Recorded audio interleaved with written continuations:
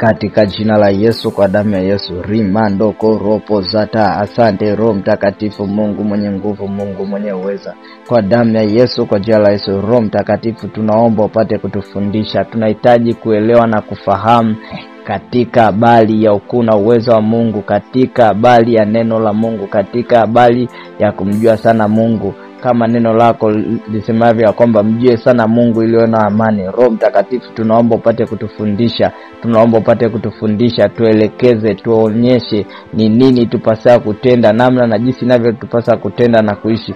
Na siku ya leo saa hii tunakwenda kujifunza neno lako, Mungu wetu na Bwana wetu. Tunahitaji Bwana tufundishwe na wewe. Roho Mtakatifu, tusaidie tupate kuelewa, na kila tutakalojifunza tupate kuliishi na kulitendea kazi sawa sawa na mapenzi ya Mungu. Katika jina la Yesu Kristo nimeomba nikiamini. Amen. Karibu sana rafiki yangu, siku ya leo tupate kujifunza neno la Mungu. Na siku ya leo tutakwenda kujifunza somo linalosema damu ya Yesu. Damu ya Yesu. Tutakwenda kujifunza somo linalosema damu ya Yesu. Kuna vitu vingi sana tumekuwa tukivifanya, kuna namna nyingi tumekuwa tukiishi, kuna namna tumekuwa tukitenda na kuenenda tofauti na vile Mungu anapenda, tofauti na vile Mungu anataka, na tumekuwa tukifanya mambo tofauti na vile Mungu anataka.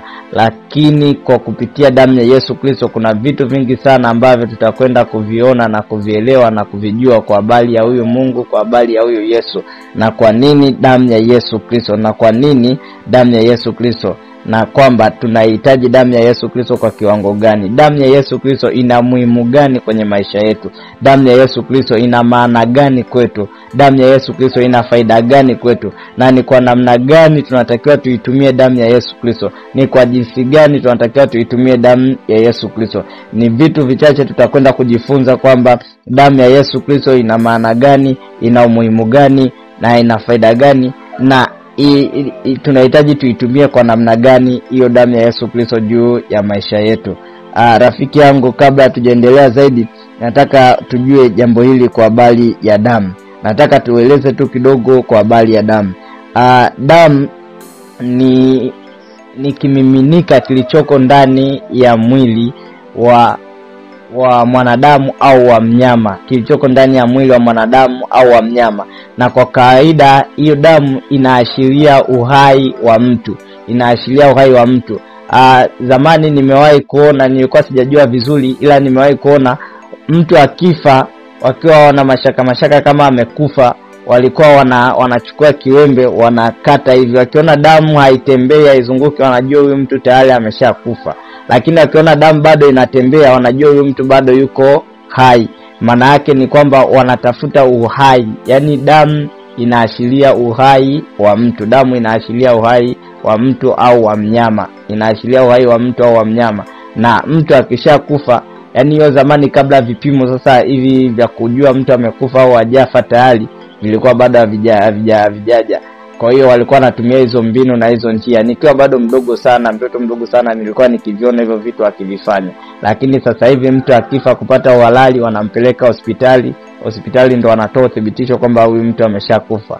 Lakini zamani walikuwa wanatumia hiyo njia ya kukata kwenye ngozi waone je, wakikata nani damu itaendelea kutoka. Kama isipotoka wanajua huyu mtu tayari ameshakufa. Maana yake damu inaashiria uhai. Na damu ina uwezo wa kuhama kutoka kwa mtu mmoja kwenda kwa mtu mwingine, kutoka kwa mnyama mmoja kwenda kwa mnyama mwingine. Na ndio maana hata hospitalini tunaongezewa damu. Wanatafuta mtu ambaye damu inaendana, wanamuongezea mtu hiyo damu. Lakini sasa hapa tunataka tuzungumze kwa habari ya damu ya Yesu Kristo, kwa habari ya damu ya Yesu Kristo. Na ukiangalia kwenye Biblia neno damu limeandikwa takribani mara 396. Neno damu limeandikwa takribani mara 396 kuanzia Agano la Kale mpaka Agano Jipya, limeandikwa mara 396. Lakini ukija kwenye Agano Jipya peke yake, neno damu limeandikwa mara 102, takribani mara 102. Neno damu limeandikwa takribani mara 102 ukija kwenye Agano Jipya. Na kwenye hiyo 102 neno na damu, yani neno damu likiwa linaashiria damu ya Yesu Kristo, neno damu likiwa linaashiria damu ya Yesu Kristo, limeandikwa takribani mara 40. Damu ambayo ilikuwa inaashiria, neno damu iliyokuwa ikiashiriwa damu ya Yesu Kristo, limeandikwa takribani mara 40 kwenye Agano Jipya. Imeandikwa takribani mara 40 kwenye Agano Jipya. Kwa hiyo damu ya Yesu Kristo ni ya muhimu na ya thamani sana, na ndio maana imezungumzwa karibia nusu ya damu iliyokuwa ikizungumzwa kwenye Agano Jipya. Mahali ilipokuwa ikiandikwa damu, karibia nusu ya neno damu iliyoandikwa kwenye Agano Jipya ni neno lilokuwa linaashiria damu ya Yesu Kristo. Takribani mara 40 imeandikwa. Sasa kwa nini damu ya Yesu Kristo?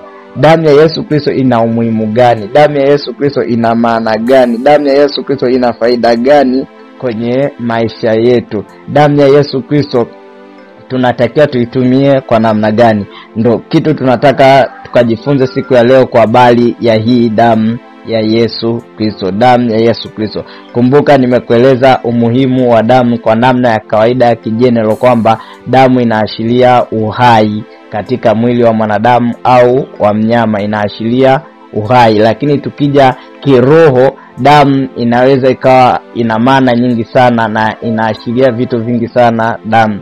Na ndio maana tunakwenda kujifunza siku ya leo kwa habari ya damu ya Yesu Kristo. Damu ya Yesu Kristo, ambapo kwa kawaida, kwa haraka kwamba hii damu ya Yesu Kristo ilianza kutumika mara tu baada ya Yesu Kristo kufa msalabani na damu yake kumwagika kwa ajili ya ondoleo la dhambi. Damu yake kumwagika kwa ajili ya ondoleo la dhambi. Na kwa nini damu ya Yesu Kristo ilimwagika?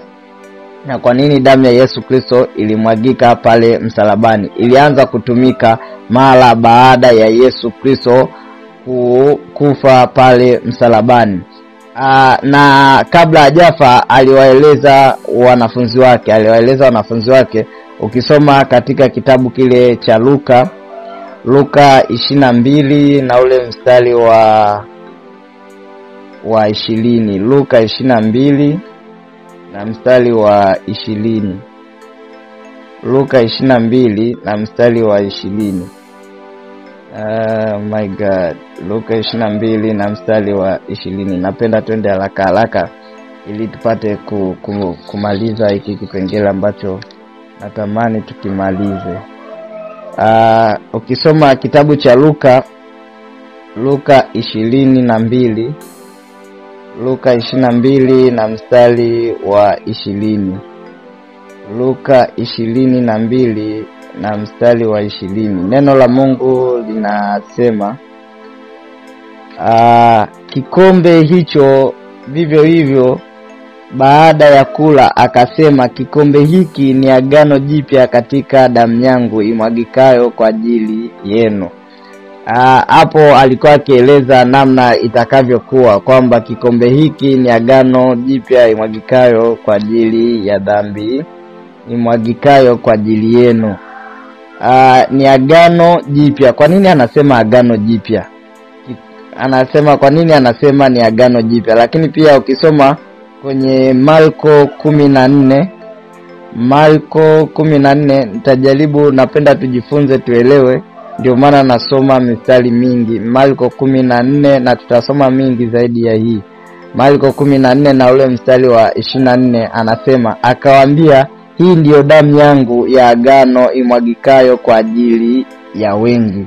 Hii ndiyo damu yangu imwagikayo kwa ajili ya wengi. Nimekueleza damu ya Yesu Kristo ilianza kutumika mara tu pale aliposulubiwa msalabani na damu yake ikamwagika pale msalabani. Anasema hii ndiyo damu yangu ya agano imwagikayo kwa ajili ya wengi. Kwenye ile Luka 22 mstari wa 20 tumeona akizungumza habari ya agano jipya.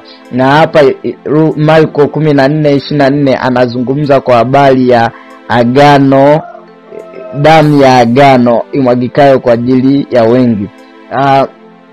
Rafiki yangu, kuna agano jipya na agano la zamani la kale. agano jipya na agano la kale. Lakini kwa nini anazungumza agano jipya? Maana yake anazungumza agano jipya kwa sababu lilikuwepo agano la kale, agano ambalo la mwanzo lililokuwepo. Lilikuwepo agano la zamani, lakini sasa hili ni agano jipya la damu ya nani? Damu ya Yesu Kristo. Ukiendelea kusoma mstari wa Mathayo 26 mstari wa 28, Mathayo 26 mstari wa 28 anasema, kwa maana hii ndiyo damu yangu ya agano imwagikayo kwa ajili ya wengi kwa ondoleo la dhambi. Hapa anaongeza kitu kingine, kwa ajili ya wengi kwa ondoleo la dhambi. Maana yake damu hii iliyomwagika ya Yesu Kristo pale msalabani ilikuwa ni kwa ajili ya ondoleo la nini? La dhambi. Tunaendelea kuona umuhimu na faida ya damu ya Yesu Kristo. Huko mbele utanielewa. Ondoleo la dhambi, hiyo damu iliyomwagika kwa ajili ya ondoleo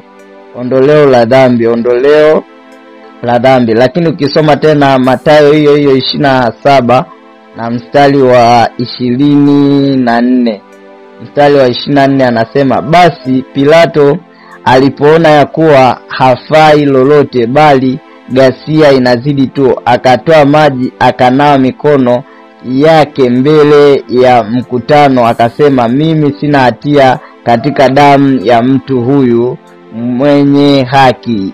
Yaangalieni haya ninyi wenyewe, katika damu ya mtu huyu mwenye haki.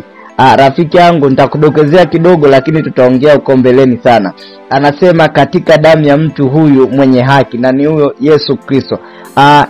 Kwa nini alikuwa anazungumza habari ya agano jipya? Maana yake kulikuwa na agano lililokuwepo mwanzoni ambalo linaitwa agano la kale.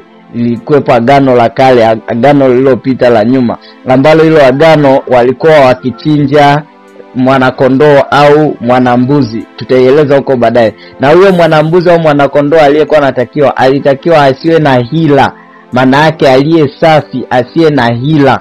Na ndio maana hapa Pilato anathibitisha kwamba hii damu ya Yesu Kristo ni ya mtu mwenye haki, hana hila, asiye na hatia. Damu ya mwana kondoo, asiye na hila.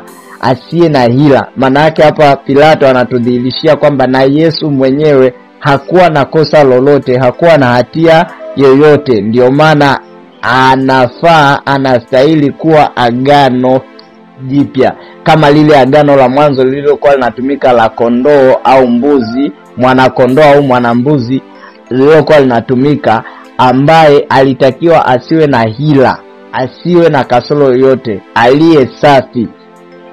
Tutaelewana huko mbeleni, tutaelewana. Damu ya Yesu Kristo.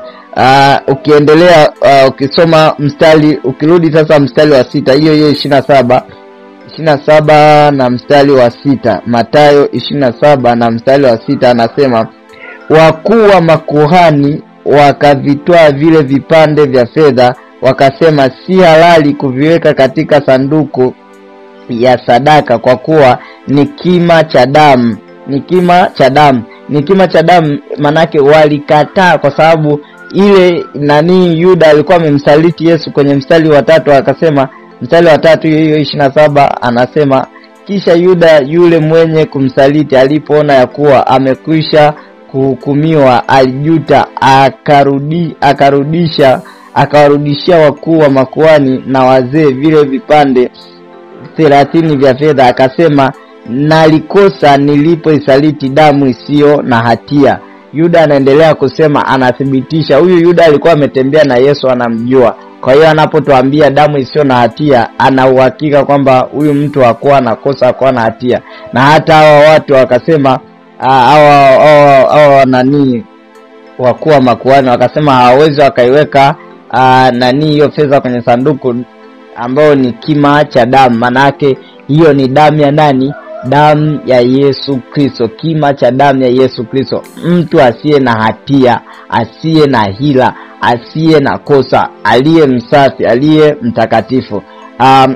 Rafiki yangu, hapo nilikuwa najaribu kukueleza kwa habari ya agano jipya. Sasa kwa nini damu ya Yesu Kristo inasimama kama agano jipya? Kwa nini inasimama kama agano jipya?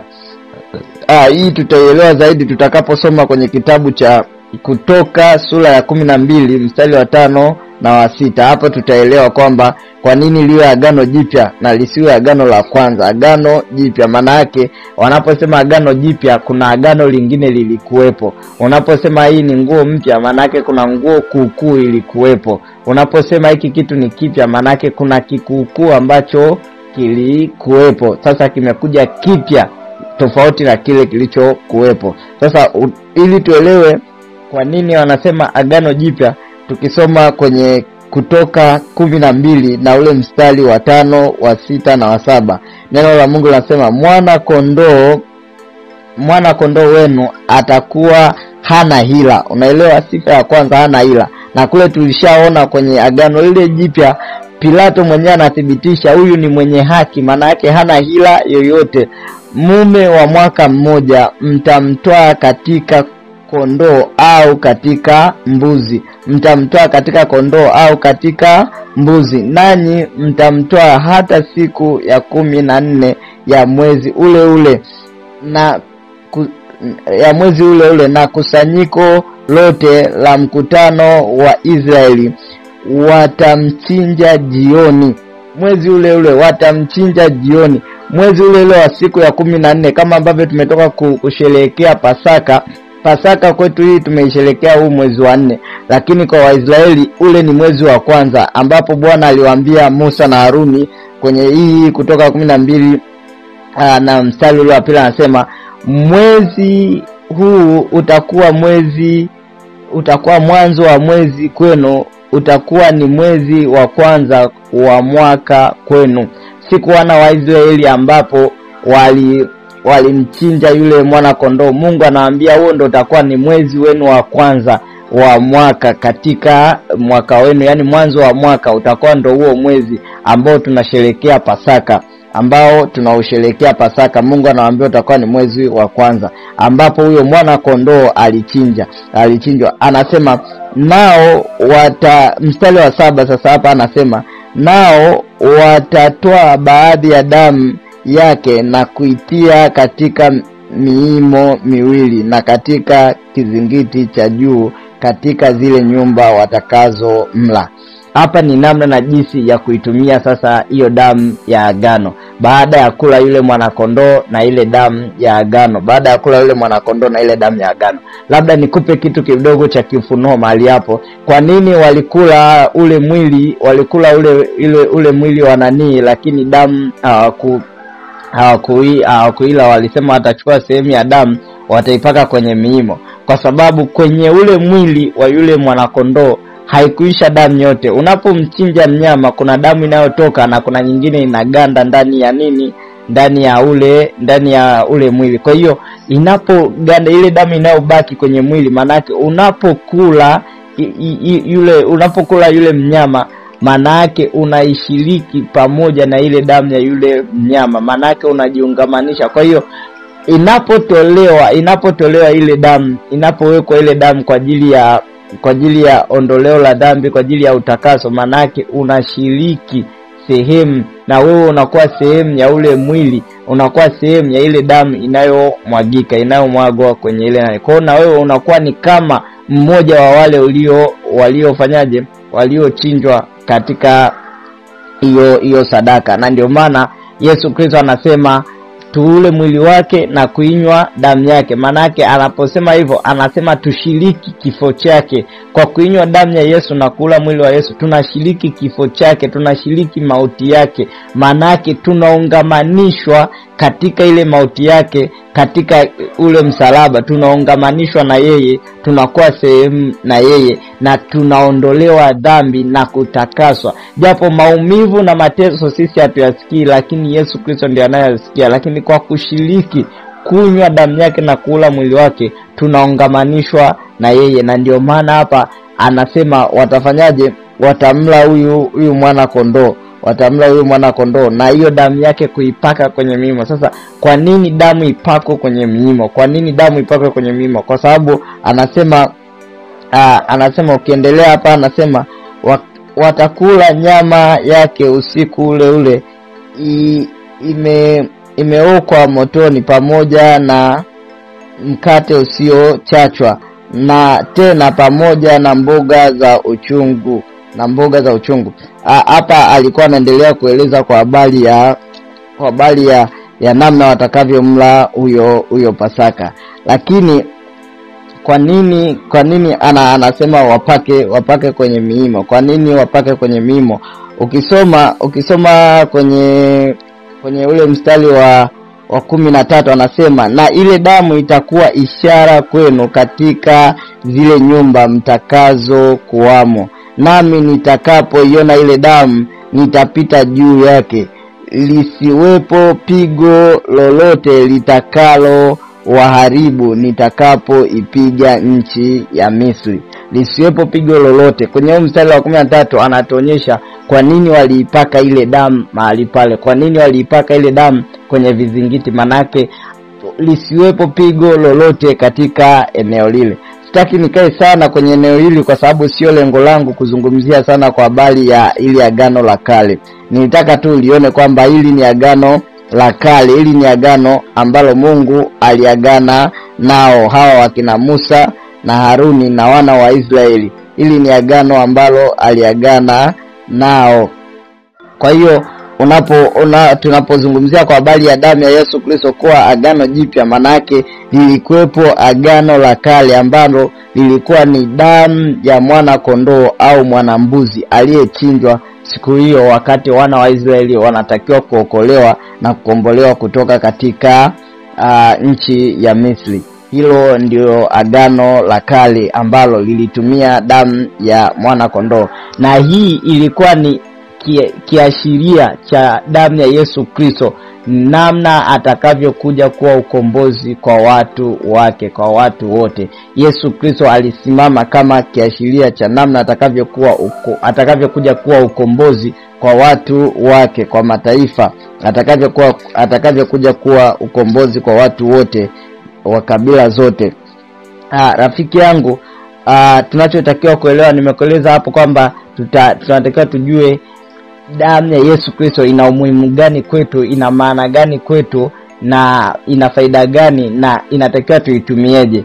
Nimekwisha kukueleza umuhimu wa damu ya Yesu Kristo kwetu. Maana ya damu ya Yesu Kristo kwetu kwamba ni ukombozi, ni agano jipya ambalo tumelipata sisi ili tupate kuokolewa kutoka katika dhambi tulizonazo, maovu tuliokuwa nayo tulipokuwa tumepotea na kuanguka. Lakini tunaendelea kuona kwamba umuhimu wa damu ya Yesu Kristo kwetu ni ondoleo la dhambi. Tumeondolewa dhambi kwa damu ya Yesu Kristo. Tunaondolewa dhambi kwa damu ya Yesu Kristo. Umuhimu wa damu ya Yesu Kristo kwetu ni kuondolewa dhambi zetu, makosa yetu, uovu wetu, kutakaswa, kusafishwa. Unaweza kusema tutaijuaje? Kama tulivyoeleza hapo awali, hapo kwenye lile agano la damu la kale tumeelezwa namna walivyokuwa wakitolewa, namna damu ilivyotumika kuwaondoa katika utumwa waliokuwa wakitumikishwa na wana wa Israeli. Lakini bado Mungu aliendelea kutoa maelekezo namna gani damu itumike, namna gani hiyo damu itumike. Kuna mahali pengine damu ilitumika kufanya upatanisho, kuna mahali pengine damu ilitumika kufanya ukombozi, kuna mahali pengine damu ilitumika kwa ajili ya kuwaondolea uovu na makosa, kuwaondolea laana. Kuna namna ambavyo damu ilitumika, na hapo kuna wanyama wa tofauti walikuwa wakitumika. Kuna wanyama wengine damu zao zilikuwa zinanyunyizwa kwenye madhabahu, wengine damu zao zilikuwa zinanyunyizwa wanyama wengine damu zao zilikuwa zinanyunyizwa juu ya watu, kwenye vichwa vya watu, zilikuwa zinanyunyizwa kwenye vitabu, zilikuwa zinanyunyizwa katika kila kitu ambacho kilichokuwa kitakiwa kusafishwa, kutakaswa, damu ilitumika. Kwa hiyo damu ya Yesu Kristo kwetu ina umuhimu wa kututakasa. Damu ya Yesu Kristo ina umuhimu wa kututakasa. Na ina maana gani? Damu ya Yesu Kristo ina maana kwamba sisi tumenunuliwa, sisi tumetolewa katika utumwa wa shetani, sisi hatuko chini ya miliki ya shetani. Sisi hatuko chini tena ya utumwa wa shetani. Manake tumenunuliwa kwa damu ya bei ya thamani ya gharama kubwa sana. Ametununua Yesu Kristo kwa bei ya thamani sana. Nataka tujue kitu hiki kwamba pasipo kumwaga damu hakuna ondoleo. Pasipo kumwaga damu hakuna ondoleo. Rafiki yangu, damu ya Yesu Kristo ilimwagika ili sisi tupate kuondolewa dhambi zetu, ili sisi tupate kuondolewa kwenye utumwa wa shetani. Pasipo kumwaga damu hakuna ondoleo. Nimekueleza hapo mwanzoni kwamba kuna agano la kale na agano jipya, ambalo agano jipya ni agano la damu ya Yesu Kristo, ni agano la damu ya Yesu Kristo. Ukisoma katika kitabu cha Waebrania 9 na ule mstari wa 22 anasema, na katika Torati karibu vitu vyote husafishwa kwa damu, na pasipo kumwaga damu hakuna ondoleo. Katika Torati karibu vitu vyote husafishwa kwa damu, na pasipo kumwaga damu hakuna ondoleo. Ukisoma mstari wa 21 anasema, na ile hema nayo na vyombo vyote na ibada alivinyunyizia damu vivyo hivyo. Na ukisoma mstari wa 20 anasema, akisema, hii ni damu ya agano mlioamriwa na Mungu. Ukisoma mstari wa 19, maana kila amri ilipokwisha kunenwa na Musa na hao watu wote, kama ilivyoamriwa sheria, alitoa damu ya ndama na ya mbuzi pamoja na maji na sufu nyekundu na hisopo, akakinyunyizia kitabu chenyewe na watu wote. Kwa hiyo ukisoma mstari wa 18 pia anasema, kwa hiyo hata lile la kwanza halikuanza pasipo damu. Nini? Hata lile agano la kwanza halikuanza pasipo damu.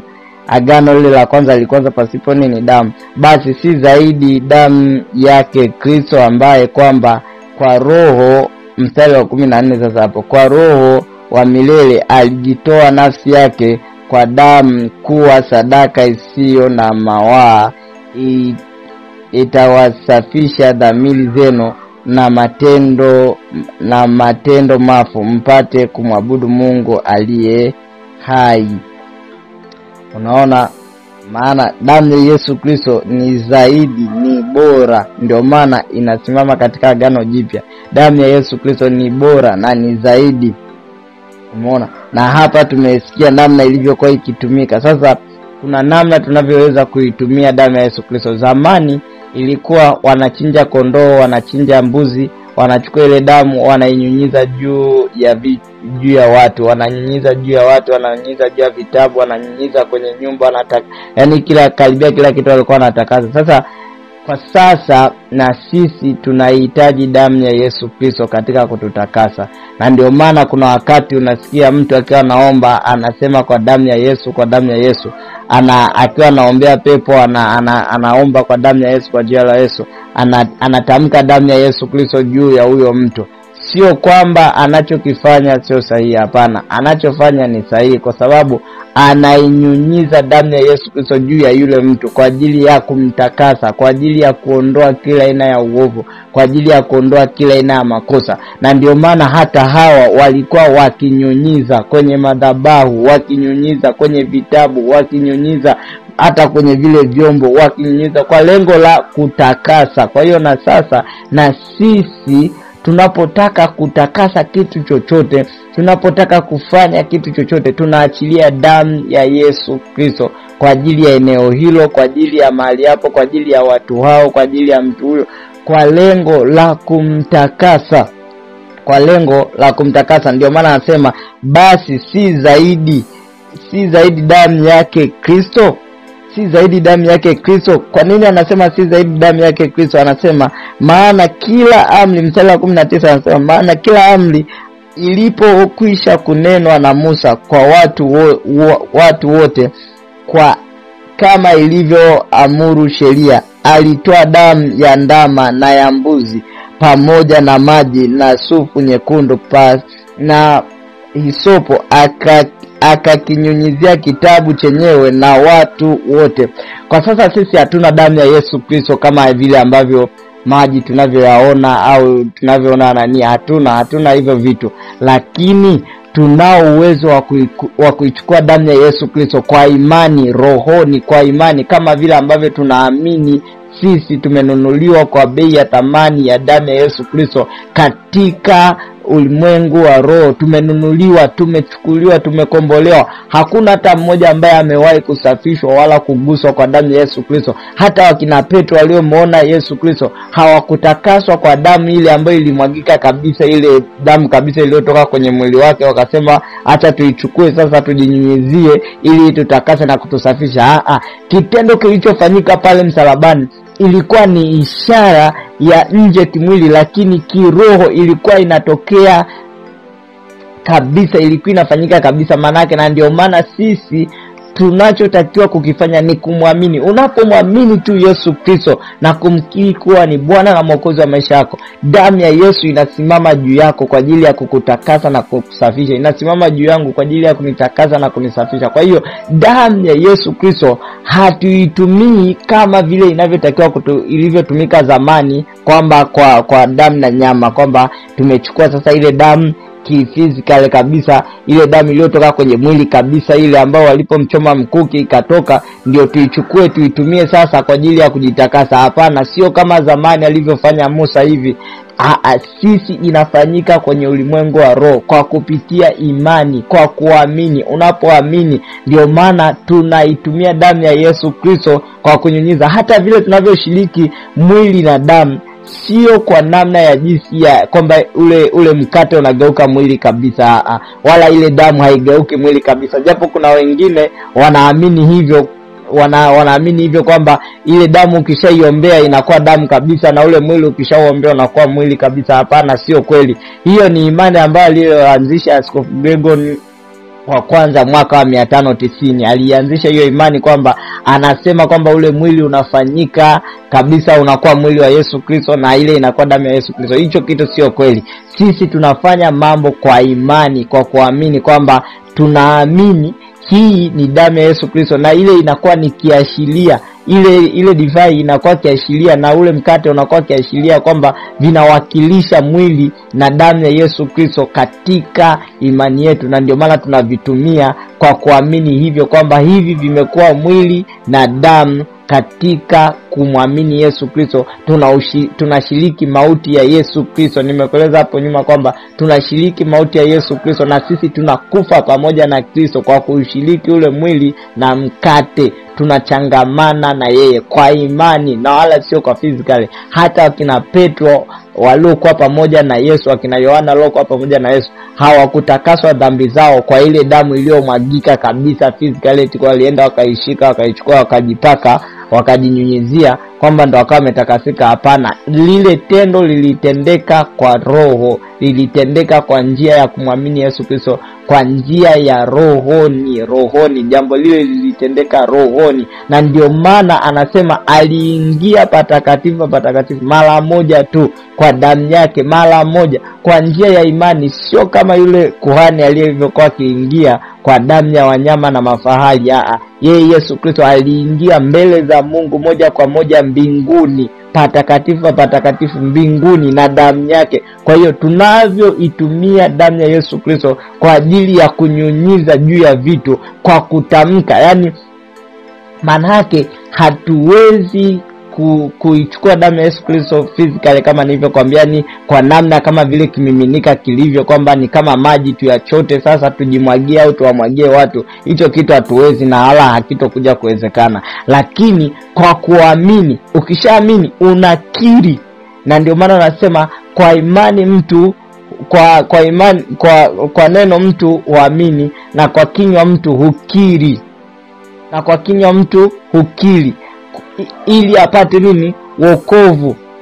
Maana yake Unapoamini damu ya Yesu Kristo, unatakiwa uikiri. Unaikirije? Kwa kutamka, kwa kuiita, kwa kuikubali, kwa kuitaka damu ya Yesu Kristo. Na ndio maana tunasema kwa damu ya Yesu Kristo, wewe pepo toka, kwa jina la Yesu wewe pepo toka, kwa damu ya Yesu, kwa jina la Yesu. Tunapoita damu ya Yesu Kristo, maana yake tunataka udhihirisho ulioko katika nguvu ya damu ya Yesu Kristo. Maana yake damu ya Yesu Kristo ina uwezo wa kuponya, damu ya Yesu Kristo ina uwezo wa kutakasa, damu ya Yesu Kristo ina uwezo wa kuokoa, damu ya Yesu Kristo ina uwezo wa kusafisha, damu ya Yesu Kristo ina uwezo wa kufanya vitu ambavyo kwa namna ya kawaida isingewezekana. Kwa namna ya kawaida isingewezekana. Labda ngoja tusome hapa kwenye kitabu cha kitabu cha Ufunuo sura ile ya 12. Kitabu cha Ufunuo sura ya 12 na ule mstari wa 11, neno la Mungu linasema, nao wakamshinda kwa damu ya mwana kondoo na kwa neno la ushuhuda wao, ambao hawakupenda maisha yao hata kufa. Wakamshinda kwa damu ya mwana kondoo. Wakamshinda kwa damu ya mwana kondoo. Hiyo damu ya mwana kondoo ni nani? Ni Yesu Kristo, damu ya Yesu Kristo. Walimshindaje kwa damu ya mwana kondoo? Maana yake waliita damu ya Yesu Kristo mahali pale wakashinda. Kama vile ambavyo wana wa Israeli walivyomshinda Farao kwa damu ya kondoo ile Mungu aliyoiahidi, ndivyo na sisi tunavyomshinda shetani kwa damu ya Yesu Kristo iliyomwagika msalabani. Wao walitumia damu ya kondoo physically, wakaipaka kwenye miimo ya milango. Waliitumia ile damu kabisa kimiminika kilichotoka kwenye mnyama yule mnyama kondoo, waliitumia wakaipaka kwenye miimo. Lakini sisi tunaichukua damu ya Yesu Kristo katika imani na tunaitamka damu ya Yesu Kristo, tunaipaka kwenye miimo ya milango yetu, tunaipaka kwenye vyumba vyetu, tunaipaka kwenye vyombo vyetu, tunaipaka kwenye nguo zetu, tunaipaka kwenye magari yetu, tunaipaka kwenye vyombo vyote vya usafiri tulivyo navyo. Tukishaipaka, maana yake tukiipaka hiyo damu ya Yesu Kristo, tunamshinda shetani. So kwa namna jinsi ya kimwili kwamba tunaipaka ile damu, tunaipaka kwa njia ya rohoni, kwa kutamka na kunena kwamba kwa damu ya Yesu Kristo ninakitakasa chombo hiki, kwa damu ya Yesu Kristo ninaachilia damu ya Yesu Kristo juu ya nyumba yangu, naachilia damu ya Yesu Kristo juu ya mazao yangu, naachilia damu ya Yesu Kristo juu ya biashara yangu, naachilia damu ya Yesu Kristo juu ya kazi yangu, naachilia damu ya Yesu Kristo juu ya ofisi yangu. Maana yake ni nini? Kwamba shetani anapokuja kwenye ofisi yako anaikuta damu ya Yesu Kristo. Akishaikuta damu ya Yesu Kristo hawezi kufanya chochote, hawezi kufanya lolote. Anapokuja kwenye nyumba yako anaikuta damu ya Yesu Kristo. Akishafika pale akikuta damu ya Yesu Kristo hawezi kufanya lolote, kwa sababu Biblia imetuambia wakamshinda mwana kondoo, wakamshinda kwa damu ya mwana kondoo na kwa neno la ushuhuda wao. Kwa damu ya mwana kondoo na kwa neno la ushuhuda wao wakamshinda nani? Shetani. Kwa hiyo tunamshinda shetani kwa damu ya mwana kondoo na kwa neno la ushuhuda. Na ndio maana tunao ujasiri wa kuitumia damu ya Yesu Kristo kuyatoa mapepo, kukemea magonjwa, kuharibu kila kazi za ibilisi shetani, kwa kutumia damu ya Yesu Kristo. Kama damu ya Yesu Kristo iliweza kuzuia mauti ya wana wa Israeli, kama damu ya mwana kondoo au mwana mbuzi iliweza kuzuia mauti ya wazaliwa wa kwanza wa wana wa Israeli walipokuwa Misri, vivyo hivyo na damu ya Yesu Kristo ni zaidi. Tumeambiwa basi damu ya Yesu Kristo si zaidi, damu ya Yesu Kristo si zaidi kuliko ile damu ya kondoo na ya mbuzi, si zaidi kutuokoa na mauti, kutuokoa na ajali, kutuokoa na kila inayoharibifu. Na ndio maana wakati mwingine unatakiwa utamke damu ya Yesu Kristo kwenye safari yako, unene damu ya Yesu Kristo, uachilie damu ya Yesu Kristo kwenye vyombo vya usafiri utakavyovitumia. Maana yake hata ajali ikitokea kwenye hiyo safari, una uhakika wewe kutoka salama, kwa sababu damu ya Yesu Kristo inakulinda, kama ambavyo damu ilivyowalinda wana wa Israeli walipokuwa katika ile nchi ya Misri. Malaika alipopita kuangamiza, alipoiona tu damu ya yule kondoo, alivuka ile nyumba, alipass over, alipita juu ya ile nyumba, hakuweza kudhuru. Ndivyo vivyo hivyo na wewe, mauti inavyoiona damu ya Yesu Kristo juu ya mwili wako, juu yako, juu ya kazi yako, haitaweza kuangamiza, haitaweza kuua, haitaweza kuharibu. Damu ya Yesu Kristo ina umuhimu sana mkubwa sana kwenye maisha yetu. Tunaihitaji sana damu ya Yesu Kristo. Tunatakiwa tuitumie sana damu ya Yesu Kristo. Kati ya vitu ambavyo tunatakiwa tuvitumie sana kwenye maisha yetu ni damu ya Yesu Kristo, kwa sababu ina nguvu kuliko mauti, ina nguvu kupita mauti, ina nguvu kupita uharibifu wa namna yote ile. Rafiki yangu, hakuna kitu kina nguvu kwenye hii dunia na kinaogopeka sana kwenye hii dunia kama mauti, kama kifo. Hakuna kitu kinachoogopeka sana kwenye hii dunia kama mauti au kifo, lakini hakuna na haitakuja kutokea mauti kuizidi nguvu damu ya Yesu. Haitakuja kutokea mauti kuizidi damu ya Yesu nguvu. Haitakuja kutokea na haitawezekana, kwa sababu damu ya Yesu Kristo ina nguvu. Na pia kitu tunachotakiwa ujue kwamba damu ya Yesu Kristo imetuokoa kutoka kwenye mauti ya milele na kutuleta kwenye uzima wa milele. Kwa damu ya Yesu Kristo tumeokolewa kutoka kwenye mauti ya milele kuletwa kwenye uzima wa milele. Tumepokea uzima wa milele kwa njia ya damu ya Yesu Kristo iliyomwagika pale msalabani. Yesu Kristo ametukomboa, ametulejeshia uzima, na ndio maana tunachotakiwa kukifanya sisi ni kumwamini Yesu Kristo, kwa maana kwamba ndio maana anasema yeye alipochinjwa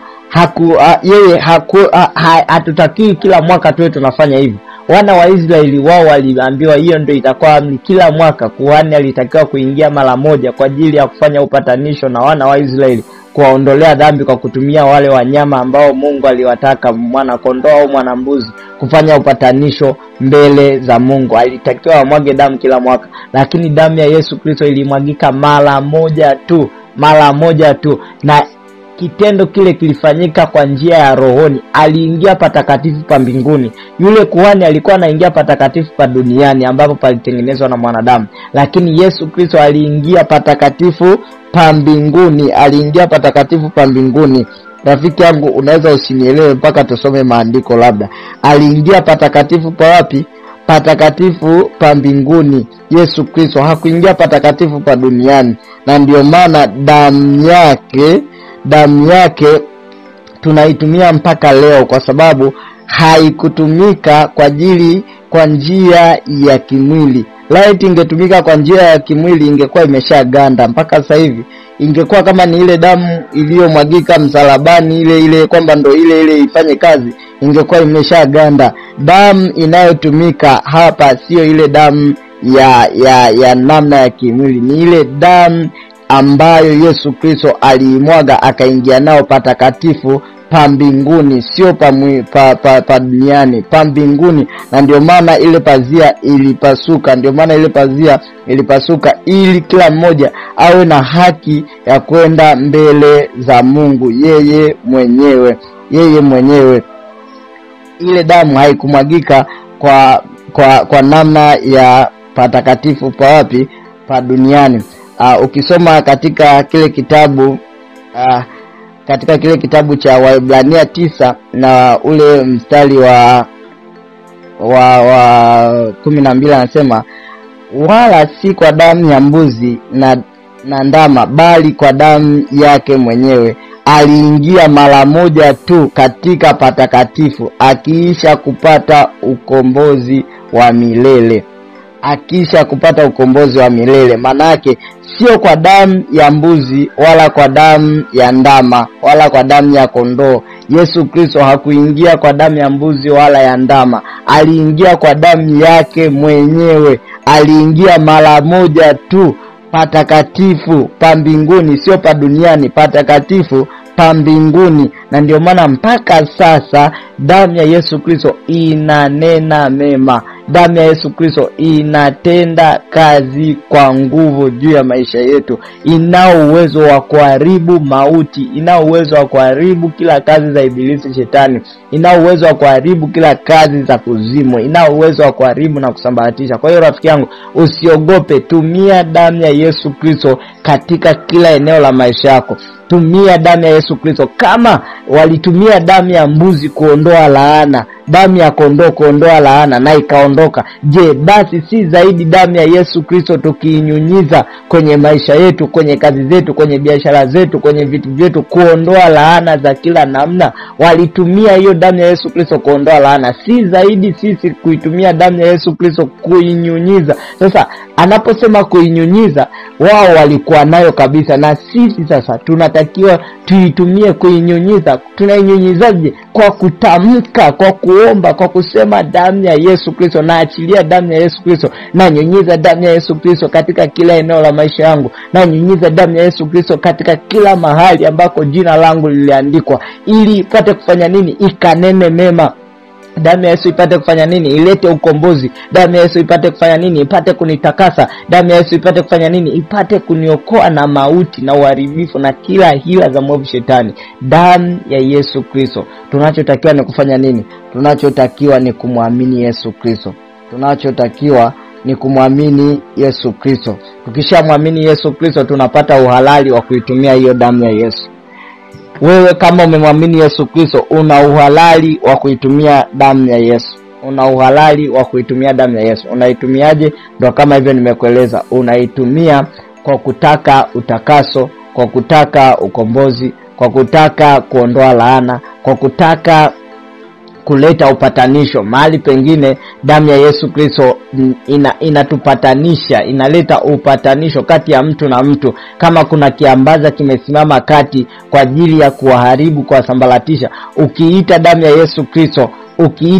Yesu Kristo, inaleta upatanisho. Inaleta upatanisho. Hiyo damu ya Yesu Kristo inaleta upatanisho. Manake inaondoa kila kiambaza kilichosimama kati kwa ajili ya kuwasambaratisha na kuwatenganisha. Unaweza kuita damu ya Yesu Kristo kwenye ndoa yako. Kama mna mafarakano wewe na mume wako, unao uwezo wa kuita damu ya Yesu Kristo na kuleta upatanisho na kuwaunganisha pamoja. Mahali fulani Paulo anasema kwa damu kwa damu ambayo ngoja tuisome hii. Yaani nimependa sana hapa Walumi 11. Tusome Walumi 11 ili uone namna ya kuleta upatanisho. Walumi 11 mstari wa 14. Anasema nipate kuwatia wivu walio damu moja na mimi na kuwaokoa baadhi yao. Nipate kuwatia wivu walio damu moja na mimi. Wanakuwaje damu moja na mimi? Wanakuwa damu moja na yeye kwa damu ya Yesu Kristo. Tunakuwa damu moja kwa damu ya Yesu Kristo. Sasa mkishakuwa damu moja, mnatenganaje? Mnakosanaje? Mnagombanaje? Mkiwa damu moja hamwezi kukosana wala kugombana. Maana yake tunao uhalali wa kuitumia damu ya Yesu Kristo katika kutupatanisha, kutuweka pamoja, maana sisi ni wamoja katika damu ya Yesu Kristo. Damu ya Yesu Kristo imetuunganisha pamoja. Damu ya Yesu Kristo imetuweka pamoja, imetufanya kuwa kitu kimoja. Hatuna namna ya kutengana, hatuna namna ya kugombana, hatuna namna ya kufarakana, kwa sababu damu ya Yesu Kristo imetuleta pamoja. Kwa hiyo ukitaka kuleta mapatano na upatanisho kati ya mtu na mtu, unaona kabisa umetumia juhudi zako, nguvu zako na akili zako na uwezo wako, umeshindwa, anza kuita damu ya Yesu. Anza kuita damu ya Yesu kati yenu. Mtajikuta tu nyie mnaanza kupatana na kuelewana, hata wakati mwingine hamtajua mmeelewanaje, mmepatanaje, kwa sababu damu ya Yesu Kristo inawaleta pamoja, inatuleta pamoja, inatupatanisha, inatufanya kuwa ndugu mmoja. Rafiki yangu, undugu unatokea kwenye damu. Undugu unatokea kwenye damu. Huyu anasema ni kaka yangu, ni dada yangu, kwa sababu wanachangia damu moja kutoka kwa baba. Kwa hiyo na sisi tunakuwa ndugu kwa damu ya Yesu Kristo. Tunakuwa ndugu mmoja kwa damu ya Yesu Kristo ambayo ilimwagika msalabani. Anasema alitununua kwa bei ya damu yake ya thamani. Alitununua. Tusome, rafiki yangu, sikupenda twende sana, lakini imetokea. Tusome kwenye kitabu cha Ufunuo tuone alitununua kwa bei ya damu ya thamani yake. Yes, rimando kopozata. Asante Yesu, asante Roho Mtakatifu. Asante Bwana mabwana, Mungu mwenye nguvu. Asante mtakatifu wa takatifu. Alitununua kwa bei ya damu yake, damu ya thamani sana. Tumenunuliwa kwa bei ya thamani sana, kwa damu yake Yesu. Tumenunuliwa kwa damu ya Yesu Kristo. Tumenunuliwa kwa damu ya Yesu Kristo. ukisoma katika kitabu cha Ufunuo sura ile ya Rimando Zata, yes. Ufunuo sura ile ya 5 na mstari wa 9 anasema, nao waimba wimbo mpya wakisema, wastahili wewe kukitoa hicho kitabu na kuzifungua muhuri zake, kwa kuwa ulichinjwa ukamnunulia Mungu kwa damu yako watu wa kila kabila na lugha na jamaa na taifa. Maana yake damu ya Yesu Kristo inao uwezo wa kulipa gharama, inao uwezo wa kutununua. Damu ya Yesu Kristo inao uwezo wa kulipa gharama, ametununua. Kwa kuwa alitununua, ndio maana tumekuwa ndugu mmoja, tumekuwa ndugu katika Yesu Kristo, tumekuwa marafiki, tumekuwa ndugu, tumekuwa watu wa damu moja, tumekuwa watu wa damu moja. Paulo anasema tumekuwa watu wa damu moja katika Yesu Kristo, tumekuwa kitu kimoja. Kwa hiyo damu ina uwezo wa kutupatanisha.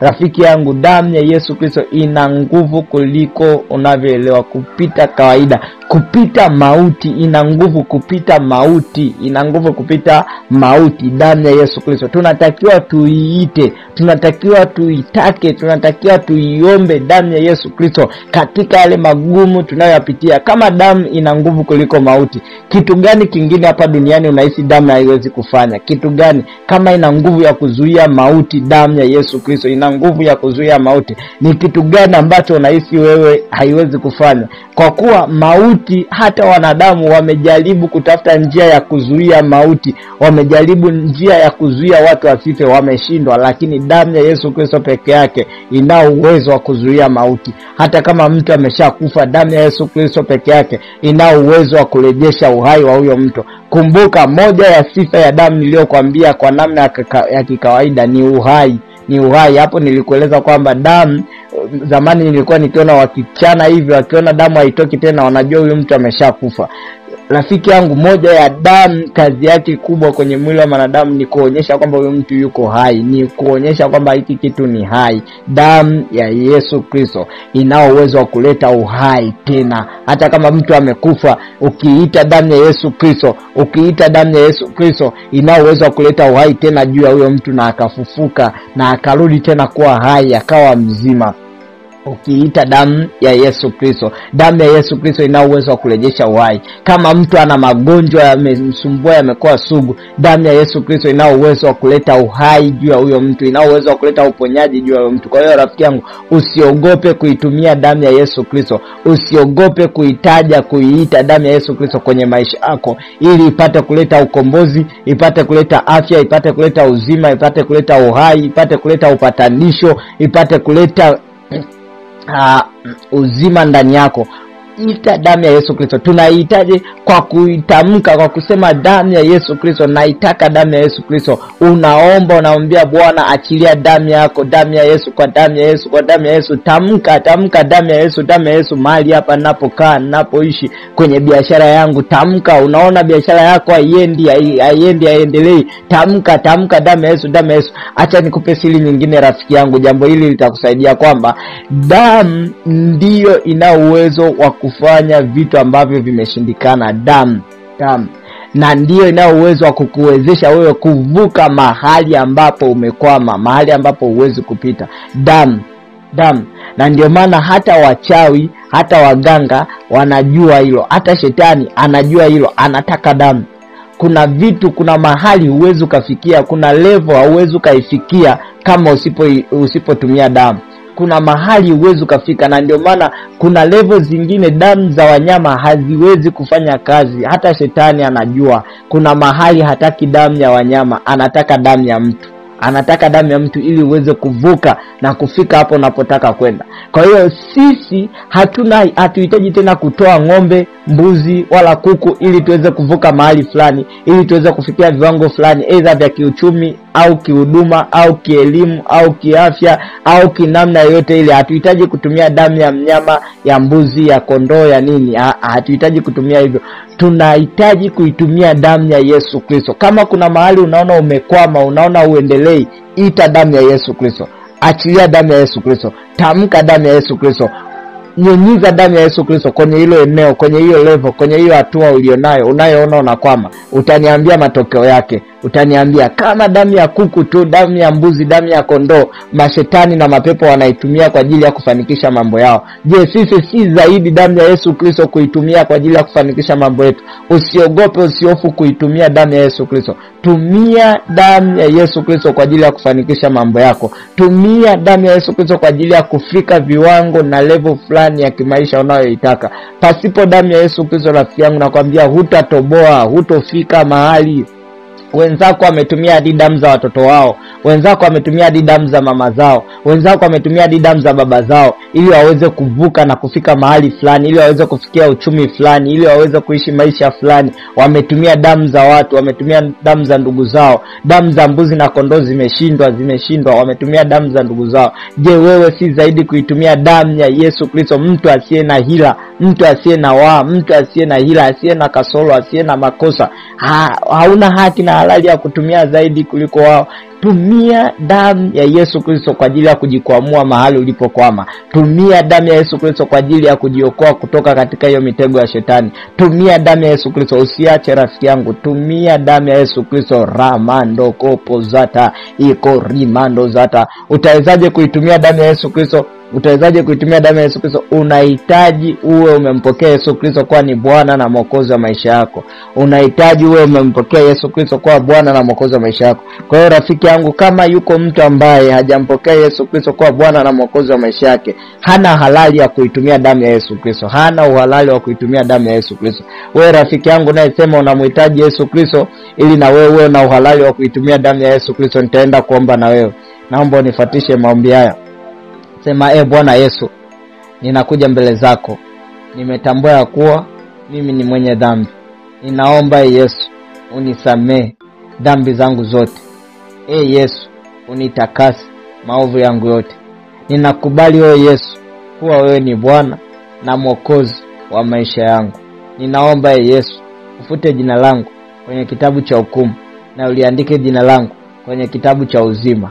Asante Yesu kwa kuniokoa. Asante Yesu kwa kunisamehe. Asante Yesu kwa kunitakasa. Amen, amen. Amen, amen. Ubarikiwe sana rafiki yangu leo nifuatisha maombi haya. Naamini ya kwamba umeokoka na Yesu Kristo ni Bwana na Mwokozi wa maisha yako. Endelea mbele, usirudi nyuma. Yesu Kristo anarudi bado kitambo kidogo. Usikate tamaa, usirudi nyuma. Endelea mbele. Na kuanzia sasa anza kuitumia damu ya Yesu Kristo kwa ajili ya kujikwamua mahali ulipokwama. Anza kuitumia damu ya Yesu Kristo kwa ajili ya kukataa na kukemea kila roho za magonjwa zinazokutesa na kukusumbua. Anza kuitumia damu ya Yesu Kristo kwa ajili ya kufungua kila milango iliyofungwa juu ya maisha yako, katika kazi yako, katika biashara yako, katika afya yako. Anza kuitumia damu ya Yesu Kristo, maana umeokoka. Yesu Kristo ni Bwana na Mwokozi wa maisha yako. Una uhalali wa kuitumia damu ya Yesu Kristo. Baba, katika jina la Yesu Kristo wa Nazareti, ninaomba juu ya baba huyu, juu ya mama huyu, juu ya kijana huyu, juu ya binti huyu, juu ya huyo mtoto, Bwana, katika jina la Yesu, kwa damu ya Yesu, katika jina la Yesu, kwa damu ya Yesu, ninaomba kwa ajili yake Bwana mabwana. Achilia neema ya kukupenda, achilia neema ya kukujua zaidi, achilia neema ya kukutumikia Bwana, katika jina la Yesu, kwa damu ya Yesu, katika jina la Yesu, kwa damu ya Yesu. Bwana, uliyetununua kwa damu yako ya thamani sana, kuliko damu ya mafahali, kuliko damu ya mbuzi, kuliko damu ya kondoo. Bwana, ukatununua kwa damu yako mwenyewe, ukaingia nayo patakatifu pa patakatifu, na sasa umetupa uhalali na mamlaka wa kuitumia damu yako kwa njia ya kukuamini wewe Yesu Kristo. Ninaomba kwa kila atakaye kutaka wewe Mungu, kwa kupitia damu yako Yesu Kristo inayotupa uhalali wa sisi kuingia patakatifu pa patakatifu, wala sio kwa haki yetu wenyewe. Bwana, ninaomba umpe neema ya kupata kupokea majibu yake. Mpe neema ya kupokea kila anachokiomba kwa damu ya Yesu, kwa jina la Yesu, kwa damu ya Yesu, kwa jina la Yesu. Mungu wetu na Bwana wetu, tunaomba neema yako ya kuitumia damu yako Bwana mahali popote, wakati wote na siku zote, katika jina la Yesu Kristo wa Nazareti. Mungu wetu na Bwana wetu, zaidi ya yote tunakusihi neema yako itakayotuwezesha kuendelea kuishi maisha matakatifu siku zote za maisha yetu, ili tuweze kuurithi uzima wa milele pamoja na wewe. Kwa Yesu Kristo Mwokozi wetu tunaomba tukiamini. Amen, amen.